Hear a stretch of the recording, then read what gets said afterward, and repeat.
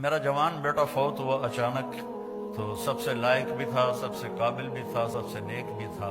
تو پہلی دفعہ مجھے یہ آیت سمجھ میں آئی کہ یعقوب اور یوسف کی جدائی ہوئی، دونوں کو غم ہے، بیٹے کو بھی غم ہے، باپ کو بھی غم ہے، لیکن بیٹا اندھا نہیں ہوا، باپ بیٹے کے غم میں اندھا ہو گیا۔ وَابْيَضَّتْ عَيْنَاهُ مِنَ الْحُزْنِ فَهُوَ كَظِيمٌ، یوسف کے غم میں ان کی آنکھیں ختم ہو سفید ہو گئیں، یعنی یہ جو درمیان والی پتلی ہے یہ بھی غائب ہو گئی۔ اتنا دکھ دیکھا، جیسے بچپن جیسے پیدائشی اندھے ہوتے ہیں ان کی پتلی نہیں ہوتی، اس طرح غم تھا کہ پتلی غائب ہو گئی 40 سال۔ وَابْيَضَّتْ عَيْنَاهُ، تو بیٹے کے جانے کے بعد یہ آیت سمجھ میں آئی ہے کہ جو غم ماں باپ دیکھتے ہیں وہ اولاد نہیں دیکھتی ہے۔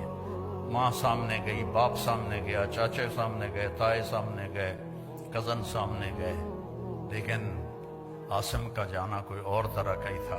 اللہ کسی کو یہ دکھ نہ دکھائے۔ قبر میں آپ تو مستورات ہیں، ہم لوگ قبر میں اتارتے ہیں جب ایک تاریک کوٹھڑی میں، تو دل ہل جاتا ہے۔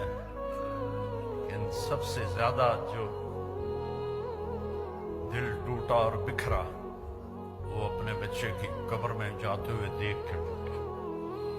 تو یوسف علیہ السلام کے لیے یعقوب علیہ السلام کی آنکھیں سفید ہو گئیں، لیکن اپنے بچوں کو ایک دفعہ بھی نہیں کہا کہ تم نے میرے بیٹے پر زیادتی کی اور اس کو تم نے تباہ کر دیا، ایک دفعہ بھی۔ آخر کار یوسف بھی مل گئے اور بچوں کو بھی توبہ کی توفیق نصیب ہو گئی۔